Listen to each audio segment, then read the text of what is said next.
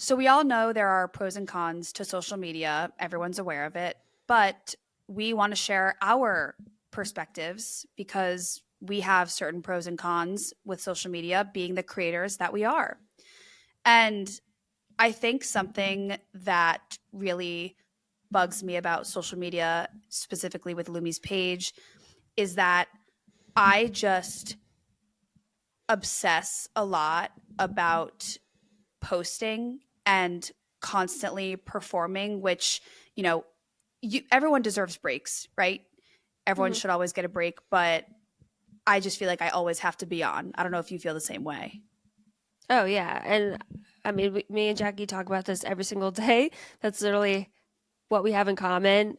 Well, not the only thing, but we are doing this very unique job that a lot of people are doing, of course, but we're in a different niche that there's so much positive, but we're still humans who are on social media majority of the time. That is our job. We feel like we need to be keeping up with other people and trends, and there is some aspect to that that's true, but the obsessing and feeling like you need to be on can turn into the con because it's not healthy to be on as much. No. You start getting wrapped up into it, and then you kind of associate it with your job being like, oh, well, I have to be doing this. It's like, yes and no. So both of us really struggle with that, where it's not like we're like obsessed with social media. We're obsessed with making sure that we know what's going on, finding new trends, seeing what people like, what's doing well on other people's pages, and making sure that we not copy, we just like want to know what's going on. There used to It's just for be, inspiration, like we're trying to keep yeah. up with everything, and things on social media can change on a dime.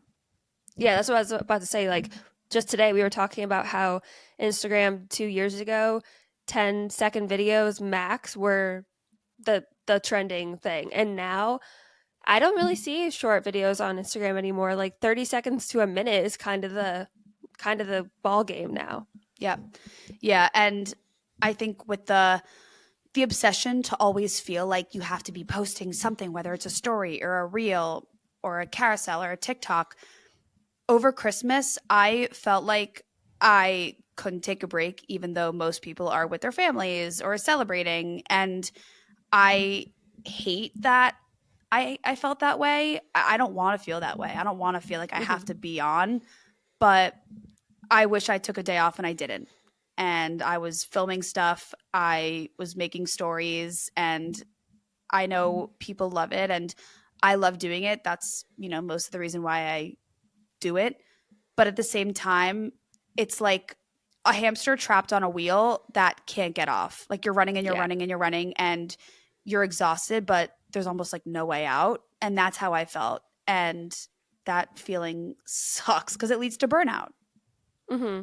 But I think the root of that feeling is social media, doing any job in social media. I mean, that's not any job in social media. Being an influencer on social media, you are responsible for your job. And we do have agents, which is really helpful, but they don't tell us what to post or do any of that everyday stuff. And really, we have to manage and push ourselves to make a video. Like, that's part of my struggle, which I'll get into in a bit, is like, since I'm in videos and Jackie's in videos, we have to be prepared to be filmed and know that all these people are going to be watching our stuff. And it seems maybe easy from the outside to be like, oh, that's your job. You're like, get up, get dressed, and make the video. And some days that is that easy for sure. But for me, I definitely struggle and have always struggled with body dysmorphia. I truly do not know what I look like.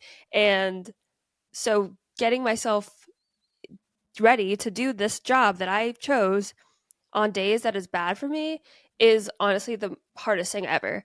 And every single job has hard parts of it, but this is the hard part of this job, especially when you're putting yourself in it. Um, it would be so much easier if it was just Chili or just Lumi, and but I don't know. As soon as I said that, I'm like, would it be just that easy? There's still just the disconnection of social media in its whole, and like getting wrapped up into its little web game. I think someone who struggles with body dysmorphia, that is a whole nother issue. And we both have very different issues. Like I struggle with anxiety, and the type of anxiety I have is if it's not turning out perfect, then I have to do it again until it is, which I'll run myself in circles. And that's not healthy because, you know, after a while, something might just not work and you might have to just try it a different way or think of another idea and, you know, sadly give up because not every idea is going to work. And then other times you have to take a break and come back to it. And I have the problem of just trying to do something so well that I'll just run myself ragged. Mm-hmm. And or I hate wait, I that. just thought of an example the other day when you text me one of your videos that you're posting this week, and you were like, "Oh wait, what about this one?" And you said that you changed something slightly, and I watched each one like 5 times, and I was like, "Dude, I honestly can't tell the difference between whatever you did. Like, I still to this day don't know what you changed." But that's exactly how I feel like happens in your brain because Oh yeah. you are like hyper focusing on it, and like that's similar to what we talked about in the what I think it was the last episode we posted of like you are so much more critical on yourself because like the thing with me, like I if you sent me that video, I'd be like amazing, perfect. And then you're like, no, it needs to be like this. Where then on my end is like I don't really get, I guess, hyper focused on that. Like once I edit the video, I like it. It's like when I'm filming myself, it's I'm not focused on like how I look or how I might be perceived or anything like that. Like I'm literally acting exactly how I am. Usually the first take is the best. And then when I've watched it back after editing it and I almost like view it in somebody else's eyes, it's like my body or my self image is like completely skewed. And that's where I get really insecure or obsessive is like I know that the video is good in my context, but I can't see myself for being myself anymore. And then you or Rich or my mom will be like, no, Galen, it's great. Post it. And I always do. Like, I don't think that I let myself not post it anymore. That's not the thing. But what messes with me is that after I've posted it and now it's on my feed for everybody to watch, then I look at myself, who I live with every single day, and I'm like, who the fuck are you? Like, I don't know. It just, I already have that problem without social media, and then putting it online, it just like It amplifies it yeah. sometimes. Obviously, it's like not all the time. There's just sometimes when it's like really heavily active, and I have to not film. Yeah. So, No, and listen, mental health and the healing journey ebbs and flows, it's peaks and valleys. There's no linear line to healing, okay? But yeah, there are definitely days where I am so overly critical of myself, and we're very critical of ourselves in completely different ways. I could give less of a shit how I look. Like I honestly sometimes, oh my god, sometimes I'll just wake up in my pajamas and start filming. And I remember Ben was like, "Oh, are you filming in your pajamas? Like, is this what you're wearing?" And it wasn't in a mean way. It was just yeah, yeah. like, are you Out of going out? curiosity. Yeah, it was out of curiosity. Like, are you going out in public like that? And I had to stop and think and say to myself, oh shit, I should probably look like a little more presentable and less homeless because I have You the never opposite look problem. homeless. Okay, well, because I try and like make myself look above that, but sometimes I'm like, should I just film and like Yeah. not make myself look awake? But that's we're completely opposite in that way because I feel Mm-hmm. like you actually make yourself look good because of your past and also like what you are critical of yourself. Meanwhile, I'm just like, I don't give a shit. But I'm so, so, so critical of every millisecond of my video. Like how I sent Mm-hmm. you the two videos that were basically the same, which to me, they're completely different. But you were like, what is the difference, Jackie? I literally don't know. Mm-hmm. But And then for me, I film inside. So I mean, the lighting is different. I do different angles than you. I'm by myself a lot. You like do videos where you have been recorded because you're doing reactions and stuff. So then we have so many differences. We already talked about that. Go watch our last one. But also, me being at home doing these videos is my aesthetic. Well, I love making my home aesthetic. I love cleaning. I'm OCD, but what's another level to that is like both the things I'm saying is like the body dysmorphia and then like the aesthetic perfectionism are already things that I have. It's not like social media caused it, but because I film inside, I'm constantly scanning like every single part of my house. No matter when I'm filming a video, like I know that I'm going to make stories. I'm just going to randomly film Chili in his day, whatever he's doing, making sure that like there's no dust and grossness because people notice it. Once you get a following, people notice the smallest little things. And obviously, I should not care. Like if my house has dust and somebody says it, like brush it off. But I do care and it hurts my feelings when especially because I have OCD and I know that it's usually clean. I feel like I constantly have to be like, wait, no, like it's just right now. Like we'll take out the trash in a second. Like my house is usually really clean. Like nobody cares. That's like going over to somebody's house and the mom is like, make sure you make your bed. It's like who the fuck is going in their bedroom to like see how crisp their corners are made? But Yeah. that's literally me. That's gonna be Well, me when didn't a I'm a mother. follower like a couple of years ago point out something like with your Oh TV? It was yeah. what Yeah. happened? Oh, when I lived in Florida, I had put my TV too high. It was like a corner mount too high to the ceiling. And so the cords were hanging down. And I just filmed, like, that was when Chili was watching his Doug Day show. And I would make a lot of videos like that. So it was on the TV, or the camera was on the TV a lot. And I would get that a lot. Like, videos would go viral, and people would be like, oh my God, the cords are bothering me. I'm only watching this because I want to let this girl know how to fix this TV, or like it's way too close to the top. And So like annoying.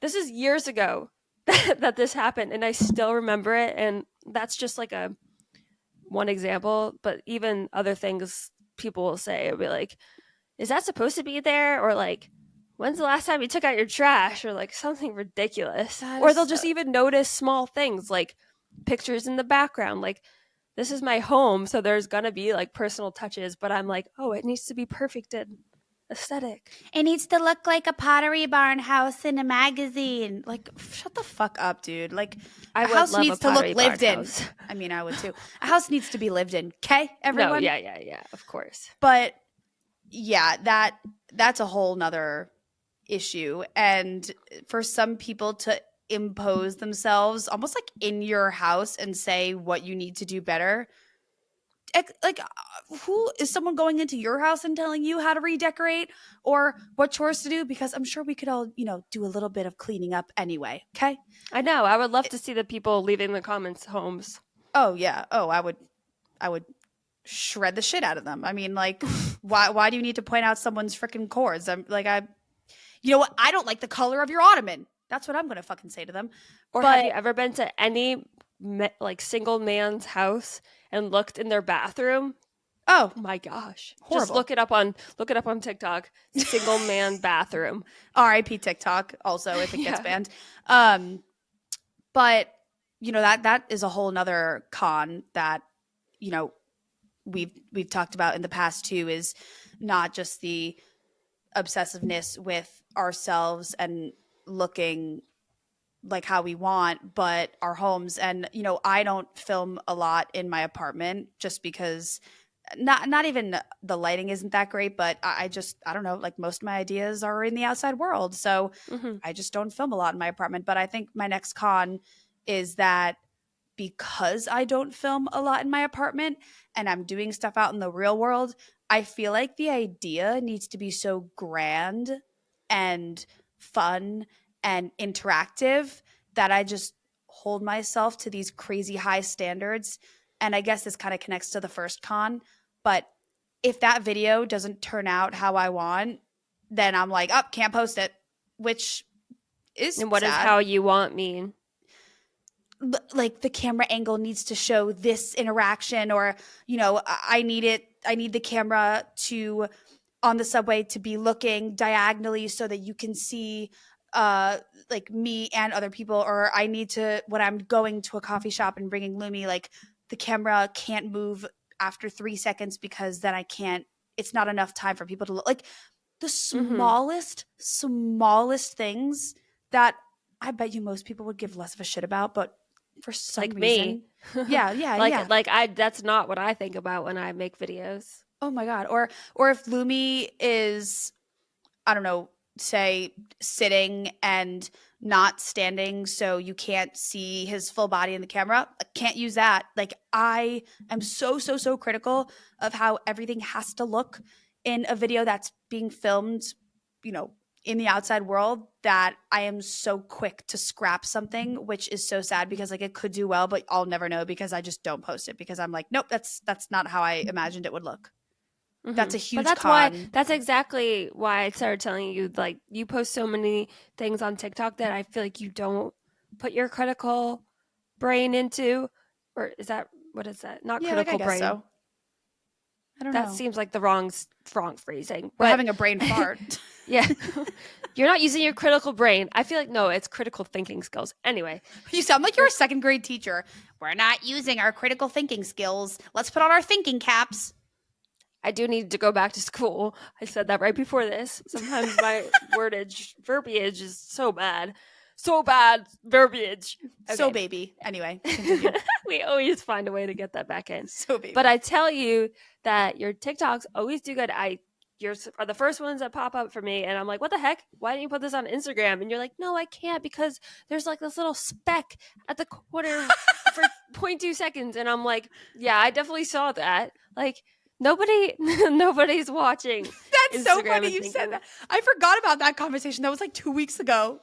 Yeah, I remember.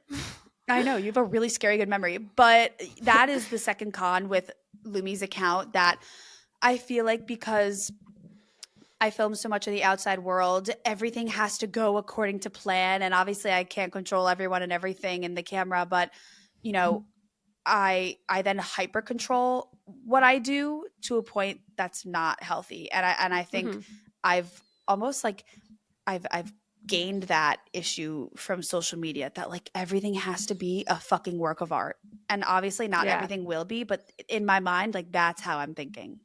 I mean, it is social media, but I don't think either of us had these problems to this severity at the beginning. Like, this is becoming our job, and it is our job. And the longer we go, the more critical we are, not only of like making sure that we stand out, but like on ourselves and past selves, and like trying to constantly be better. But like that's such a unobtainable goal on social media. It's not like in a job where you're working 9 to 5 and like you can get raises and hit milestones and move up in the company. Like, this is us, and we can grow followers and move up in pay based off of brand deals and stuff, but there's really nothing like solid. That's the whole thing with social media for me, and makes me like a little bit crazy, is because it's not like a tangible thing. I'm not driving to work. I'm not like being told what to do. There's not a list of things. You're not being clocked in at a certain time. It's literally like it's air. Like, wait, to me, you know what? You know what makes me feel like I'm at my job is when I FaceTime Galen at 9 a.m. That's what makes me feel like I'm at my job. I'm not even freaking kidding you, which is, by the way, guys, it's like almost every day. It is every day, probably. It is every day.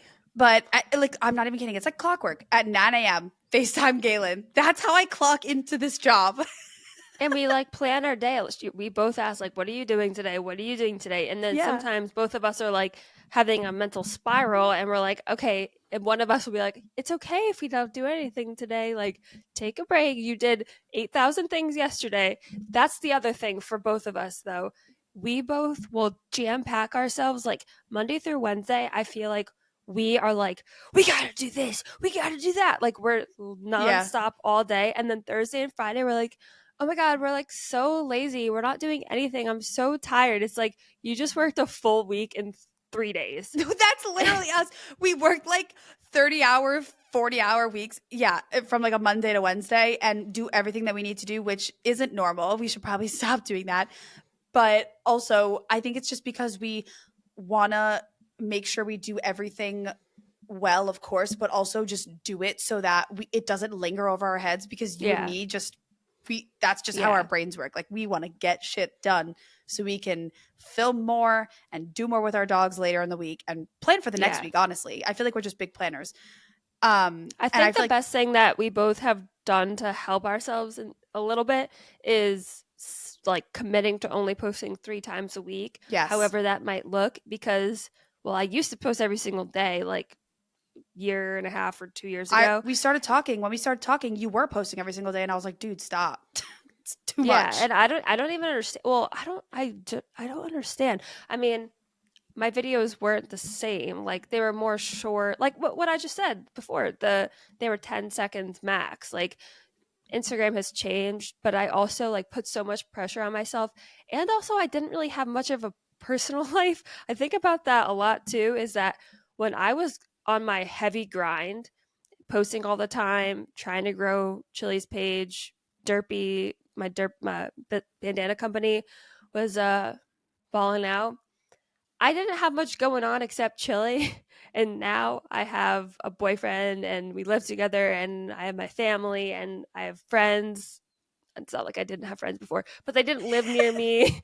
And now I have a lot more to be happy for and enjoy outside of my work. Yeah. So, but that makes work even more stressful for some reason, because you're like, I really want to enjoy this time, but like I need to enjoy this time once I get my work done. Yep. And so I really need to get my work done. Yeah. No, and That's us. I think also, from what I was saying before, that ties in with what you said. Now that we have this podcast, which honestly has become my favorite thing to do, because it's just like how we FaceTime every morning. It's that Yeah. it's adding to the workload, and it's different type of work. So I think it gives us a break from Lumi and Chili's accounts. Mhm. But it's almost like we're starting over again with the whole social media journey, where it's like, okay, like we're building a podcast. Like, these are the things that we did with Lumi and Chili's account when we were building it. We kind of have to do it all over again, but it's not for a dog. It's for us two. So Yeah. you and I are different kinds of workers, I guess. I don't know if that's the right word, but I am very goal oriented and you work really well under pressure, and we both get things done, which is great. But Mhm. now we just have a lot more on our plate, and it's good, but that also leaves more room in our head to kind of let social media get to us, since we're surrounding ourselves with it more. Like, we're diving deeper into it. But, social media isn't all bad. There are a lot of pros that come from it. And I think a big pro is seeing people in real life that follow Lumi that have really been positively impacted by his account. Quick story about that. But last week, I was walking Lumi back from the groomers. It's like 10 blocks from where we live. So it was a nice, 15-minute walk. And all of a sudden, this guy comes up behind me and Lumi And robbed me. turn of events. Thanks, Galen.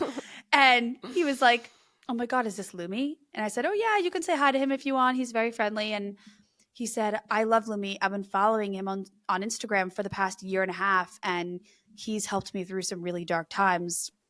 My brother passed away 6 months ago, and me and my wife just watch Lumi's videos whenever we're just feeling really down. And, you don't know how much he's helped us. My jaw was on the floor. I was like, this is really like a real person on the street saying this to you. This is a stranger. This is a stranger that I've never met, but he's met me. You're not a stranger to him. Exactly. And I was so happy, but I was so shocked, because I was like, how can I have that much effect on a person? Like, how can my dog change a person's day-to-day life? Because he's cute as fuck. That too. But it's so hard to believe, because when you're looking at a phone, you're not seeing that impact. Sure, you can read comments, but it's not the same as being told in real life that you're making a difference. But it was honestly life-changing, that conversation. And I know you feel the same way. You've had different experiences where you felt the same way. Yeah, I mean, we haven't had much public interaction. Of course, like he's been recognized and stuff, but like there's never been anything like that in person. I think for me is just, well, this goes into it, but I want to share a story. When Chili was The a room is puppy, listening, Galen. The room's yeah, listening. I was thinking about this when you was telling it. When Chili was a puppy, like I think it was days after bringing him home, or quite possibly, no, it wasn't, definitely, it wasn't the first day. I don't know, doesn't matter. Took him to the pet store, and I was picking out food for him, and he's the cutest little floofball ever, but he's just so calm, like he's always been so chill. And this old man came up to me and was like, I hope this doesn't sound weird, but I just have this gut feeling that this one is really special, like talking about Chili. And he was like, I've seen dogs my entire life, but there's something about him and you don't even know it yet, but you're going to see that he is special. And I was like, Is he a just like, psychic? Is he a psychic? I know, but I was younger and I was like with my cute little puppy, and I was just like, maybe that's what dog people say to each other. And then here I am later. I still remember that because Chili is special, and I know every person thinks that their dog is special, and they are. But anybody who has ever met Chili, it doesn't even have to be like social media involved at all. Anybody who has ever met Chili is like, what the fuck? This dog is like the best thing I've ever met. Like, there's an aura or essence about Chili. Of course, he's cute, but it's not just that. It's like his soul is so sweet, and I just feel so glad that I get to share it and people appreciate it and see it. Obviously, I would love to take him out into the world and stuff, but I don't want to go out in the world. People literally comment on our videos and they're like, oh, he would be such a great therapy dog. And I'm like, I know. And I'm like immediately envisioning myself having to bring him to these places. And I'm like, nah, I would You're love like, for you to. I'm going to need I love. therapy from me going out into the inside world, so we can't. So Chili's my therapist. I know. People would have to give me therapy while getting therapy from him. But yeah, I mean, it's just really sweet. And we, of course, get comments. But I think what you were saying about comments are super sweet and we love it. And it makes us feel amazing. But back to it not being tangible, it's not a person sitting in front of us. Honestly, that's why I like voice notes. I'm going to start telling people, please compliment me via voice notes so I can feel like it's real. But Oh my comments are amazing, and that's why we keep doing it, and messages, because we know our dogs are great, and that's why we're sharing it, and that's why the problems that we shared in the beginning are all worth it, honestly. I think another positive thing about social media is how a community can rally for a cause, and not even a cause, but just anything that anyone is passionate about. Remember that thing that me and Lumi put on with 7th Street Burger, and we got School for the Dogs. You had Derpy Dana's. We had like a hat company. We had Ways for the Dog. Banana, Oh the yes, banana thing. What banana, is that? the Banana. banana pudding, and Shop Sunny Tails. Like, we had so many vendors. We had like 5 or 6 vendors come, and it was a whole dog weekend event. I posted it on Dogs of NYC or whatever, and I think it was something like over 100 people came over 3 hours, 2 hours with their That dogs. was fucking crazy. It was That was crazy. like the middle of July. We were dying, but it was steaming. like both the dogs were like completely zoned out, but like all these people came to see them. I know. And even though I was so hot, I was so honored that so many people came to see us and took picture with, Jen for the Way of the Dog, Mhm. and went to buy things from all the vendors, including you, who had Derpy Dana's. And just the fact that our followers rallied for this like almost sidewalk party that we threw. They rallied and came, and we donated that money, and it was so incredible, and I was so touched by how many people came to support us. And I feel like that only happens on social media. Like, you just getting your followers to rally behind you is like such a beautiful thing, and I could like cry. I could just cry talking about it. That's why people follow us. And something that I have to constantly realize is, because they're relating to us in some capacity that we don't understand past the comments that we see unless you literally meet them in person. We don't have that relatability aspect unless we follow them back. And there's so many people who leave comments saying that, oh my God, this is so me. Like, it's literally like looking in a mirror. And that's what makes me feel better because they're relating to me. But then them leaving the comment makes me relate back to them. I don't know them. I'll literally look at their profile for 2 seconds and I'm like trying to gather who they are. But I'm like, I just make up in my head, like, they could be my friend. And sometimes I have made friends. Literally, one of my best friends, Molly, she became friends with me because she watched my stuff for like 2 years and then realized that we live like down the street. So I, at the end of the day, I love Instagram and social media. It's literally all That's how my we problems met. are. Yeah, exactly. But became all my friends that problems way. are so worth it. That's- Literally, all my problems are worth it for you. I would die for you, Instagram. Maybe not. Anyway, I would not change a single thing about what we do, and I know that you can agree. Except I would definitely change my body dysmorphia, but Okay, maybe if I can, it'll be okay. Yeah, I would love to change anxiety, but hey, you know what? It's going with the job right now. We would have so- it. We would have it with whatever job we had. So at least we get to be with our dogs. Yeah, at while least we do at least it. we have to. At least we made this podcast for you to listen to all the shit we say. Anyway, love Yeah. you all.